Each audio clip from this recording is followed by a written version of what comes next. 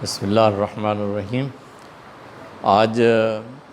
ہم جس مسئلے پر بات کرنا چاہتے ہیں وہ اس لحاظ سے بہت اہم ہے کیونکہ بہت زیادہ فرقہ وارانہ ذہن نے اسے غلط سمت کی طرف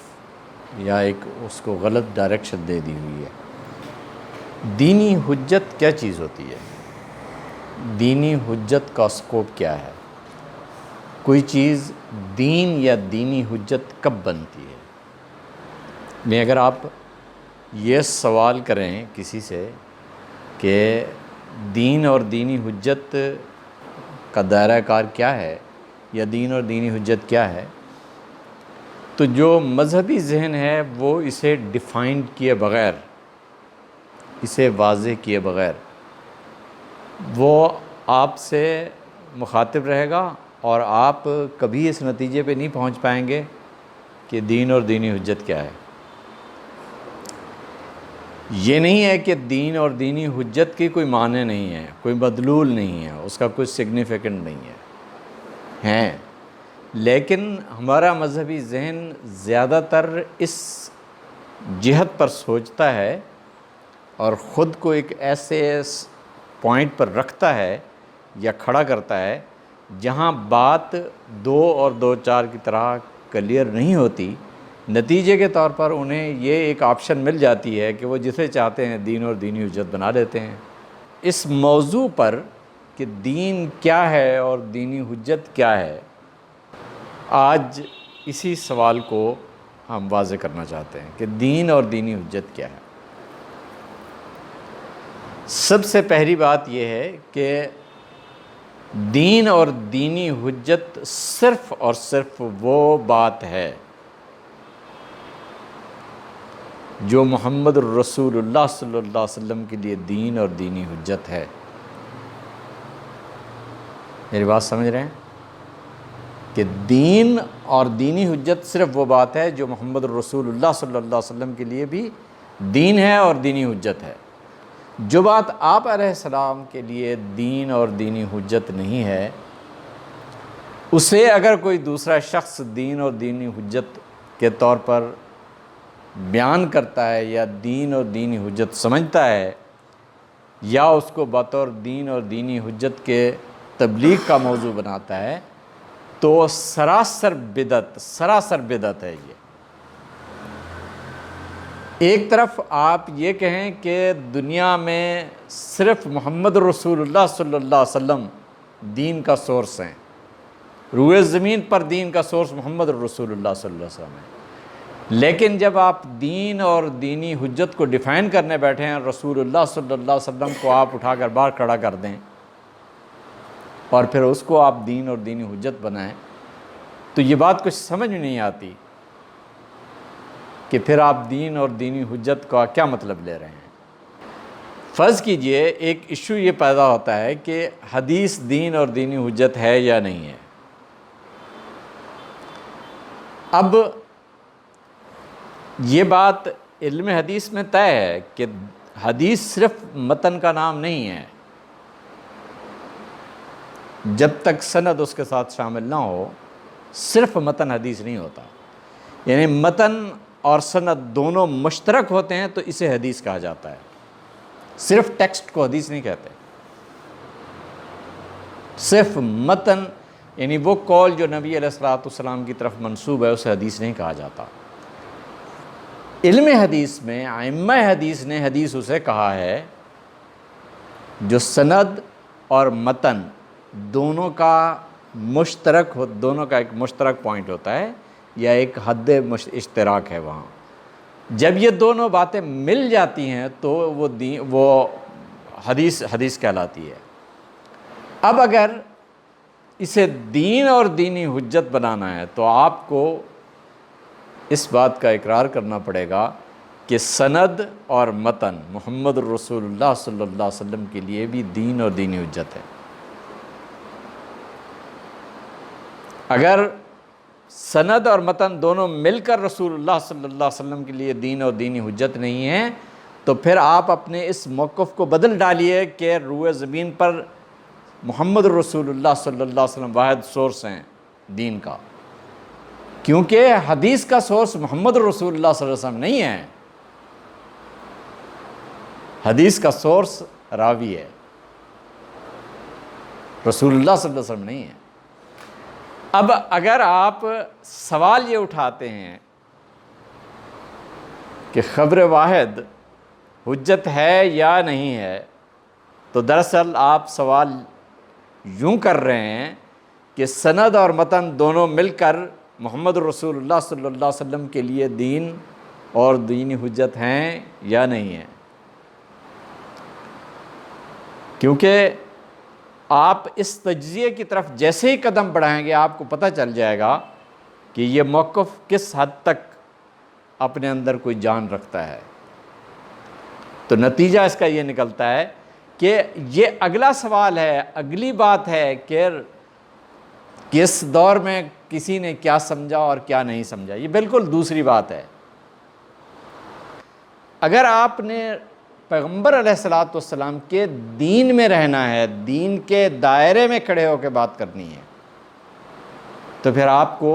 اس بات کو قبول کرنا پڑے گا کہ رسول اللہ صلی اللہ علیہ وسلم کے لیے اسے جب تک دین اور دینی حجت کے طور پر میں قبول نہ کروں، میں اسے دین اور دینی حجت کہہ رہا ہوں، تو یہ صرف ایک بدعت ہے جو اپنے آغاز سے لے کر انجام تک، یعنی اپنا یہ پورا تصور، یہ پورا کانسیپٹ، اس کے پوری امپلیکیشنز اور ایپلیکیشنز سب کے سب وہ بدعت ہیں جنہیں آپ نے اپنے دماغ میں بٹھا دیا ہے۔ احناف نے یہ موقف اختیار کیا ہے، شوافع نے یہ موقف اختیار کیا ہے، خبر واحد کے متعلق فلاں نے یہ کہا ہے۔ اللہ کے بندو، دین احناف یا شوافع یا کسی دوسرے غیر نبی سے تو ہمیں میسر نہیں آیا۔ امام ابو حنیفہ کو بھی دین محمد رسول اللہ صلی اللہ علیہ وسلم کے ذریعے ملا ہے، اور مجھے بھی محمد رسول اللہ صلی اللہ علیہ وسلم کے ذریعے ملا ہے۔ تو اگر ابو حنیفہ رضی اللہ تعالیٰ عنہ، شافعی رضی اللہ تعالیٰ عنہ، امام احمد اور باقی ائمہ فقہ جعفریہ و آبادی جتنے بھی ہیں، یہ سارے کے سارے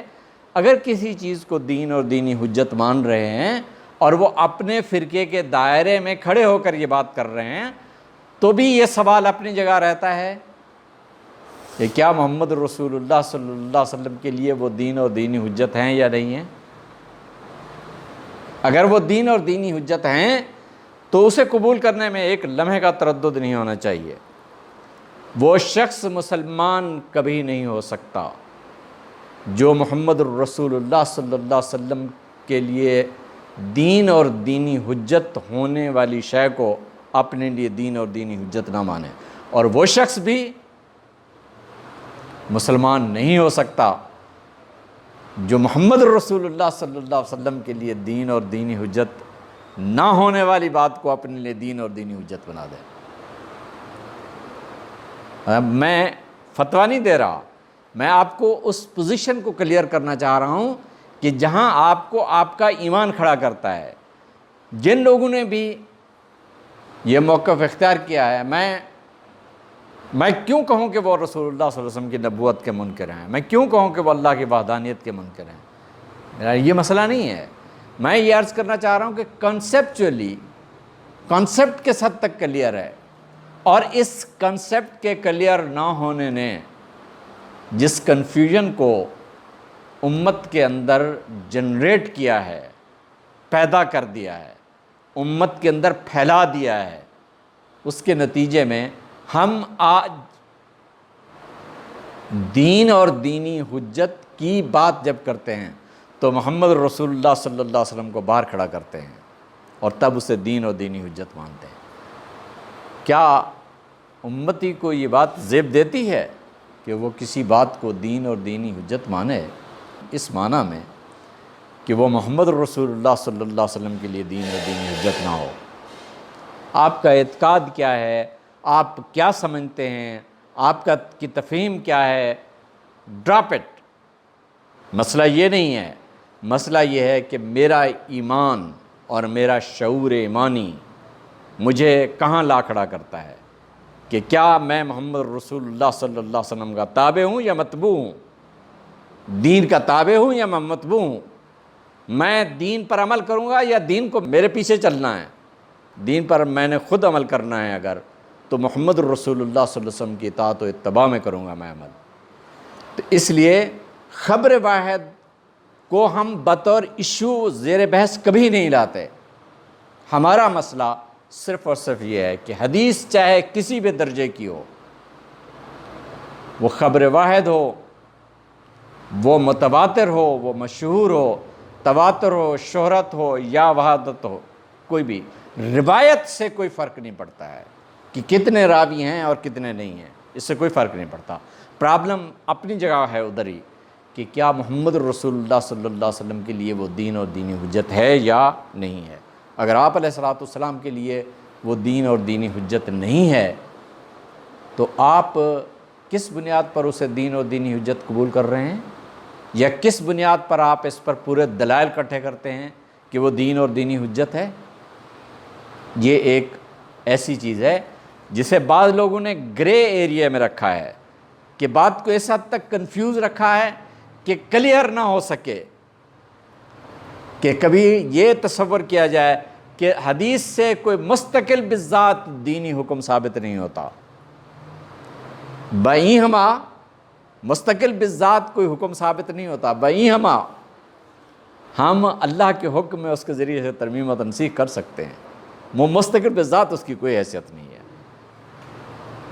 یہ کیا تصور ہے؟ یہ کس لاجک پہ کھڑا ہے یہ تصور؟ اس حقیقت کو سمجھنے کی ضرورت ہے، اور امت کے بہترین اذہان کو سب سے زیادہ جس بات نے الجھایا ہے وہ رسول اللہ صلی اللہ علیہ وسلم کی ذات کو اپنے دینی کانسیپٹ سے باہر کھڑا کر کے دیکھنا ہے۔ میرا کام یہ نہیں ہے، میرا کام محمد رسول اللہ صلی اللہ علیہ وسلم کی اطاعت و اتباع میں ہے۔ میں اسی بات کو دین مانوں گا اور اسی چیز کو دینی حجت سمجھوں گا جسے رسول اللہ صلی اللہ علیہ وسلم کے بارے میں میں یہ یقین رکھوں کہ یہ رسول اللہ صلی اللہ علیہ وسلم کے لیے دین ہے اور دینی حجت ہے۔ السلام علیکم ورحمۃ اللہ۔